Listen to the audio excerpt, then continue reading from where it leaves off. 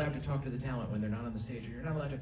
And so I was so in that mindset when I showed up at the hotel in Pasadena where Ru was going to be doing a panel for RuPaul's Drag Race.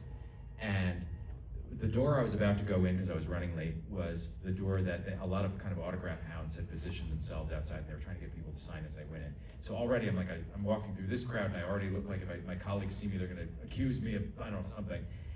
And Ru turns around and sees me, and because we had met her, but she wouldn't know me by name.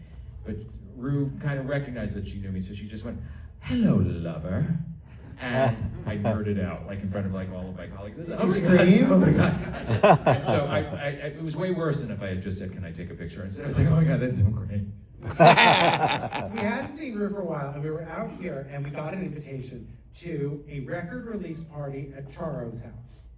I have never RSVP'd faster for anything in my life. The email wasn't cold. I'm telling you, I went click, and I went, "Hello, yeah, no, we're coming, we'll be there, we're happy to do it." And we get there, and she'd covered over her swimming pool, so it was a dance with a parquet floor. And there was RuPaul dancing in the middle of it. And so we would see her at that, and that was in a sort of a lull period right before the huge. It's not even a comeback. It's it's a come. It's when when she arrived with RuPaul's Drag Race. I'm looking at the graphic to make sure I'm not giving you a spoiler, but there's Charo at the very bottom left if you see her. So we knew, there's a long-standing appreciation. No, she's not in the movie. Yeah, there's a she's right there on the poster. I know. There's a long-standing appreciation between Ru and Charo. And Jim is working on a book on the Love Boat, and so he had to interview Charo, and I think he asked wanted to. But you did one question. I did. So I interviewed Charo for my upcoming book on the Love Boat, and it was at first we were trading messages back and forth, which is pretty common. But I love when you get a message from Charo because you missed the call, but it's even better because then you have a voicemail from Charo. And I remember the one that "Sorry I missed your call, but I was cleaning a cucarachas out of my closet." So I said that when she was cleaning the cockroaches out of her closet. I'll translate Charo for it. So I speak Charo. Then we finally make the date to have the talk. And again, it was during this TV Critics Convention, which it seems like I'm always there. And I didn't have a room at the hotel because it was local in LA, so there was nowhere I could get privacy in the hotel to do it. So I borrowed my friend's room key, and I went up to her room, and I'm talking to Charo. And yes, I asked one question, and then it was, I think, an hour of Charo. And it took me 4 tries to transcribe it. I don't know if I got any of it right. My friend walked in, the one whose room it was, walked in the middle, and she burst out laughing, and she whispered to me, "How are you ever going to understand what's going on here?" I was like, "I don't know." But there was a story about how when she first came to the US, she went on a talk show, and they pulled a prank on her, and instead of introducing Andres Segovia, they introduced a little monkey in a tuxedo with a little fiddle. But imagine trying to hear that in her accent and not knowing that's the tangent she's going off. So, yeah, it took me 4 tries. I have no idea if anything Charo says in my book is correct. That is the disclaimer. We've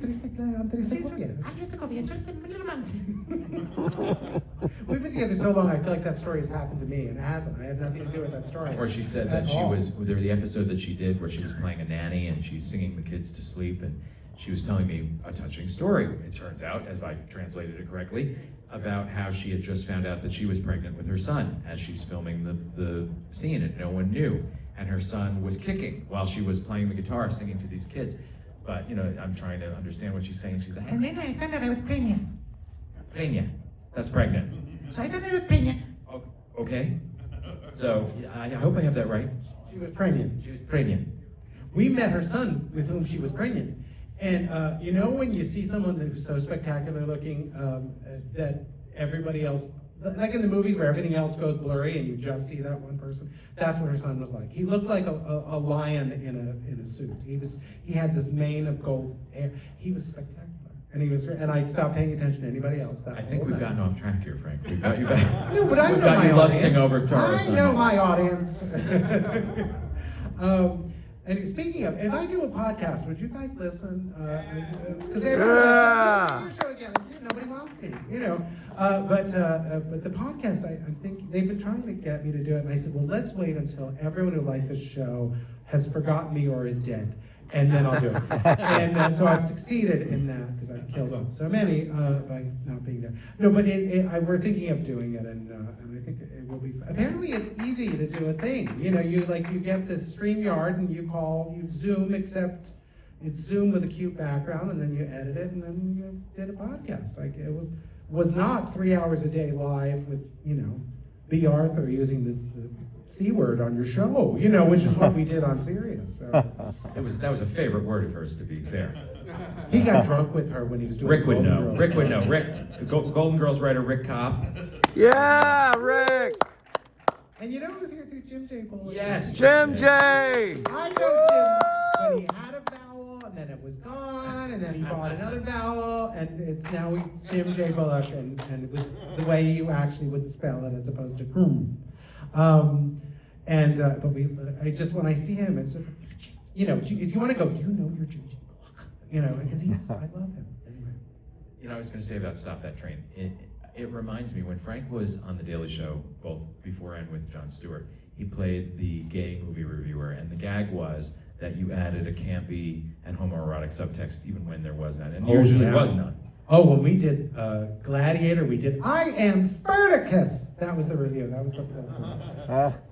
What was your quote from Moulin Rouge? Moulin Rouge was, we showed the footage of gorgeous Nicole Kidman's, thank you. It was going to be Naomi Campbell when I told it, but it's not. Nicole Kidman, it's the right letters, but still, sort of. Right sound. Nicole Kidman was spinning around on that trapeze as Satine, and you heard me say, Nicole Kidman is a singing, dancing prostitute who wants to be taken seriously as an actress. And you cut back to me and I said, I'm sorry, she plays a singing, dancing prostitute who wants to be taken seriously as an actress. So we were horrible. And also, when people say, well, why do you say it was so bad? I said, here's the review we did of a film called What Women Want. Who cares? That was the whole review. The whole review. Next. And we moved on to the next thing. And it was on purpose, And Rex Reed just passed away, and the whole goal, I wrote a little tribute to him, and I said the goal of that character, that persona, was to out Rex Reed. You wanted to be even worse, because he said some stuff that you were just like, oh my God, Especially now that everyone is more sensitive and you don't, shame people for anything, It's even the ones who deserve it. But he, so that was the whole goal. But and the thing is, we had him on a special that I used to do these Oscar preview specials, and we had him on, and he didn't like the script, and he told us so. And it was kind of a badge of honor to get a pan from Rex Reed, but he ended up doing the guest spot. But then B. Arthur did one as well. Same special. And it was a fake true Hollywood story. It was called The Big O True West Hollywood Story. And it was a fake thing about me, and Stephen Colbert narrated it. But anyway, B. Arthur was on, and B looked to me and the other writers, and she said, this script is so funny. And we were just like, I think that's better than Rex Reed not liking the script. And then she wrung, you know what it's like, she wrung comedy where you didn't know it was there. She made you look so much funnier than you were. I mean, it was, it was like handing Michelangelo a paintbrush, and just watching her do. And I God will get you for that, Frank. So there's footage of her saying that to me, so I'm thrilled. You wouldn't have to add anything to a review of Stop That Train. No, it's just the It's got the campiest, silliest. What would your character say? Oh, I don't know. Stop that train. Start me up. I don't know, something stupid like that. It would be, the review would have 3 exclamation points. And I don't know why. Well, you write it. I don't know. You didn't tell me you were going to ask me that. I got nothing. This would be a stumper. They've done all the work for you. We do look at the dog now and say, stop that training. So we've been making stupid jokes. What was the other one today? I'm not going to remind you if you don't remember. I don't want to hear it I don't again. remember at all. Every day I say something incredibly stupid and he goes, what is it? 7:05, what have I done?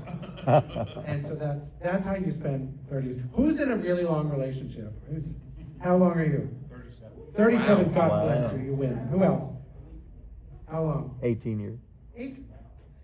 You still like each other. Yeah, 18 is good, but you can still talk to each other and have sex and stuff. So it's, We are 18 going on 19. okay. Back there, how many? 54. Wow. Get out. Is your partner with you? He's That's what you do. That is what if you're not in a long-term relationship, that's the kind of shit you do. Oh, he's dead. It's like, how did he die? I killed him. What do you mean, how did he die? You know, when I say, they said, why did your husband die? He wanted to. You know, it's that kind of thing. So who else? There was somebody else, another hand. You're two people's thirds? You're in two thruples? Oh yeah, it's very sad. How do you friggin' figure out how to go, ouch, we can't figure out what we're gonna do. Do you wanna go there? I don't know, you pick out the, I don't wanna pick, I asked you because I didn't wanna pick out. It just sounds like a math problem. Like, carry the lowest common denominator. How do you sort out who's in what? And we don't like a third person in ever, really. So it's too hard, you know, and We don't go out. That's the problem. oh, well, good. Well, yeah, it's for funsies. I get that. I get. Oh, I get, like, look at my parties, I shower. I understand that. But if it's like, do you want to go to dinner? Let's pick a movie. It's just. Wait, say what? I go with my friends. Yeah, you go with your friends, then you go home and bang the daylights out of the other two. Yeah, that's how that works. Welcome to Palm Springs. Anyway, I think you guys can talk amongst yourselves until the movie starts. You'll be fine. We're I do almost want to ready. say this. We're almost there. Anyway, but I was going to say to you, we will be hosting a talk back for the film The Sex Life of a Date at Shields Date Farm. It's sad, people. This is what it's come to. But we will be doing that shortly after. They will stay open late for us, and there'll be date shakes for everyone. So we will. But don't bring the children because it's pretty explicit. So, anyway. Well, don't confuse him from the fact that we actually will be talking with Adam Shankman. Oh yeah, we're going to talk to Adam Shankman for real and not be buttheads about it. We're going to really ask questiones and stuff. So anyway, I hope you enjoyed the film as much as we did the other night. And you know what we're going to do? I'm old enough now, I forget what I saw, so I'm going to go watch it again. It'll be like the So first this is time. all new for him. Thank you guys.